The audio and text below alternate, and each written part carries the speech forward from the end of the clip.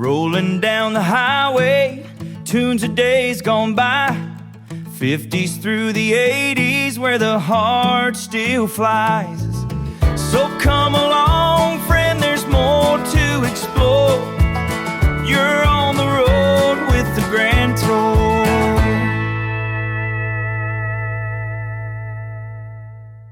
Welcome to another episode of On the Road with the Grand Tour. I'm Phil Bridges, manager of the Grand Tour, and joining me tonight is Troy McArthur. Troy, thanks for being with me. Thank you, man. We are in Tracadie at the J. Armand Lavoie Theatre, getting ready for another great show tonight.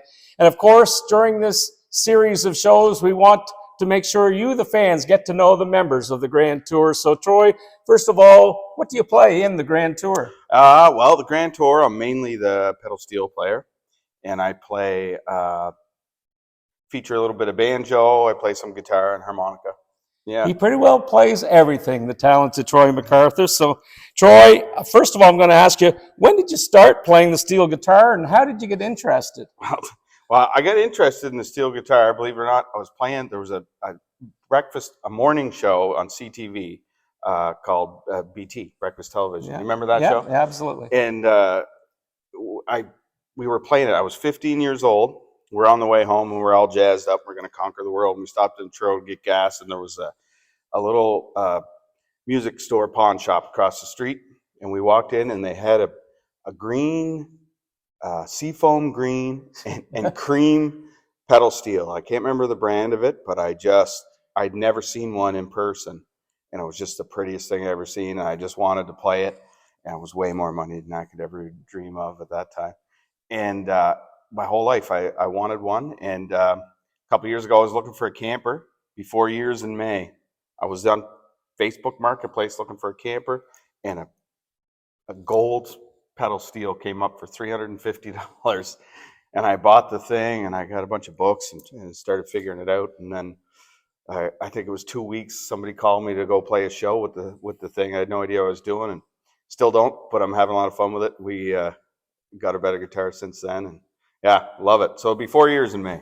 So you saw one when you were 15, and a few years later, you're finally getting to play a steel guitar with the Grand Tour, and what a time this has been. I believe you are, of course, like you said, you're just starting to play, but you're taking lessons, I think, from the steel guitar player, like for Luke Bryan or something. Yeah, I take guitar, Travis Toy Tutorials, TT.com. It's an awesome group, and they're very supportive group. We meet online once a week, and he's an amazing teacher. So I've come a long way since I. Do you remember how old you were when you played your first gig, we'll say, with a band? My first show with a band, I was 15. Yeah. And what band would that have been? In a bar that was called Stone River. It was myself and a guy that I've been playing music with for over 30 years, named James Phillips, and we played bands our whole lives together. But that was my first one. My first actual playing in a bar was at Barely's House of Blues when I was 15 in Halifax with the Carson Downey Blues Band. I played bass with those guys.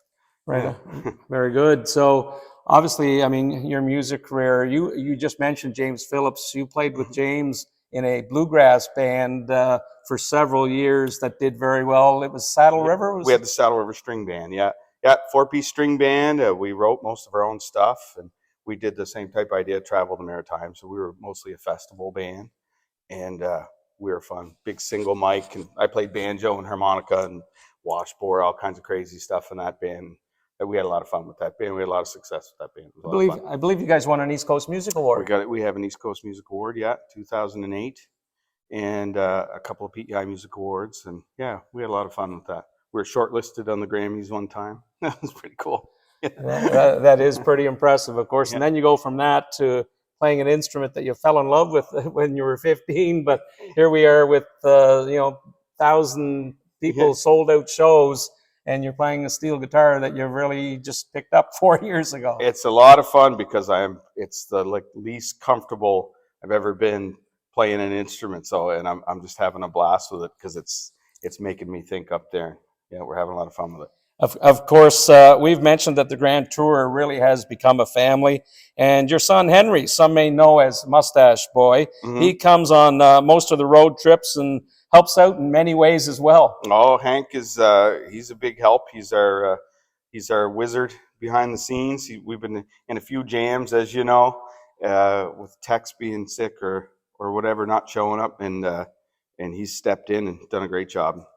He helps us out a lot. He certainly does. And I know I had the opportunity to go to Charlottetown on a Saturday afternoon not that long ago for the Got Blues show that you still enjoy doing once a year. And your son Henry got up on the stage, with the group as well, and played a few songs. He's pretty talented on the guitar. Oh, he's what, 12 years old? He's just turned 13. Okay. Oh, yeah. Teenager. Yeah. Yeah. And, he's a monster. He's got guitars all over the house.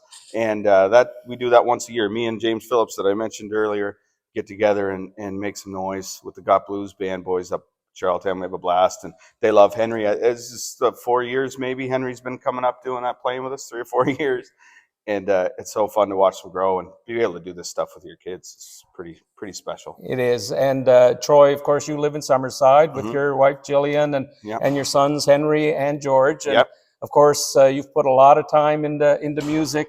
That doesn't happen without the support of the family. Oh yeah, they were great. Like my wife has been, slept in tents and festivals for years. We've been all over the place, and we had a lot of fun.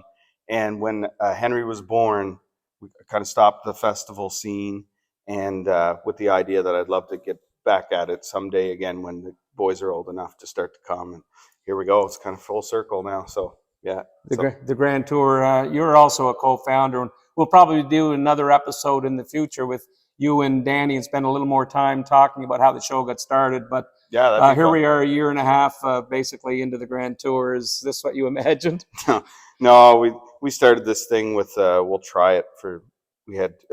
We booked one show and then it sold out, so we booked another night and then it sold out, and it just kind of kept tumbleweeding into a thing. I mean, it's pretty rare. I've been very fortunate in my life to have a few projects involved with this many people get along and are able to work together. And we have a pretty special bunch here.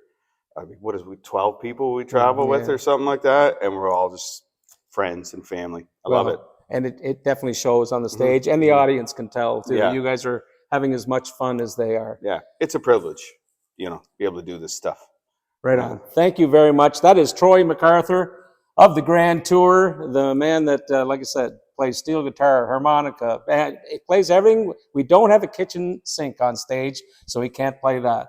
But if you want to see Troy McArthur perform with the rest of the Grand Tour, go to our website, www.thegrandtour.ca, and check out what shows we have coming up in your neighborhood. Once again, thank you very much, Troy McArthur. Thank you.